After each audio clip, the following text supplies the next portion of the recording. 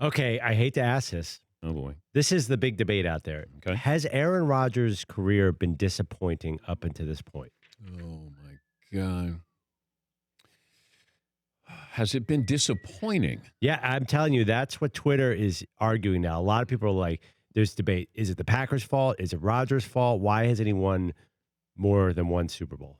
Well, I can't give him all the credit when they do well and none of the blame when they don't do well. So it's somewhere in between. But, there's ownership here. This is your team.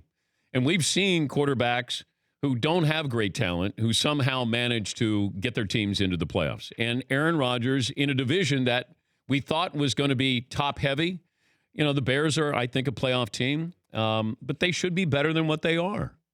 Yeah, Paulie. Is Aaron Rodgers kind of like the 90s Braves pitching staff? Greatest pitching staff maybe of all time, put together a long run, competitive, but they got one World Series title. Aaron Rodgers has done nothing wrong. He's still great, but he just happened to get one out of all his chances. I think we're going to look back on his career and go, and he only won one Super Bowl. Like instead of Drew Brees, you say, yeah, and he got a Super Bowl. It's different with him. If Phillip Rivers would get a Super Bowl. But I think with Aaron Rodgers, you can't keep telling me he's the greatest quarterback of all time and he has one Super Bowl win. I know it's a team effort to get to the Super Bowl, but you've only got one. And if that's the greatest quarterback, I think it'll be hard to keep him at the pedestal that he's at when it's all said and done if he's only got one. Yes, Eden. It's weird because it feels almost like we're talking about Aaron Rodgers like he's in Dan Marino's category where it's like, man, too bad Dan couldn't get one. Yeah. And it's too bad Aaron only got one. He's not this generation's Dan Marino, but he's close to it where you look at him and go, man, he's the best. Should have had more. But, yeah, Paul. Also, he got his title early in his career. It's like Elway finished perfectly. He struggled to get there and then got the two and got out. If Aaron Rodgers had got his Super Bowl now in comparison, it'd feel better. Yes, McLovin. So who's this coach they're going to bring in that's going to change Aaron Rodgers' career? What kind of coach do you need?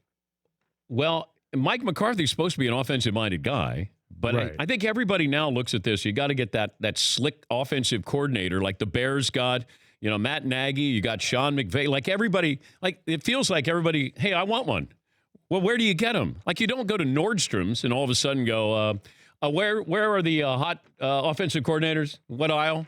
They're just not out there. You look at Andy Reid's staff, see who's the young guy there. Matt LaFleur, I don't know. Maybe. But, you're going to have Lincoln Riley probably come into the NFL, but he's not going to be an offensive coordinator. That he'll get a chance to be a head coach here. So Cleveland's going to be looking for the same thing that Green Bay's looking for. Well, you have Rodgers. You don't need the offensive genius because you have the best quarterback. But then why is it not working? Why doesn't Mike McCarthy go, hey, you know what? Maybe I need to move out of the way and just let Aaron Rodgers run this offense. Is it maybe fatigue, message getting old? He's been there a long time. Well, I'm sure that. But you would think after a while, if I'm Mike McCarthy and I want to save my job, then I want to put all of this in the hands of Aaron Rodgers.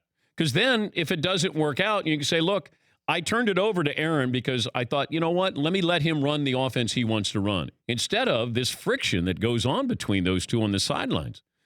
I mean, he doesn't even try to hide it anymore. And he does need to do a better job than that because teammates will see this. They're going to look at him and they're going to be like, man, dude doesn't like coach.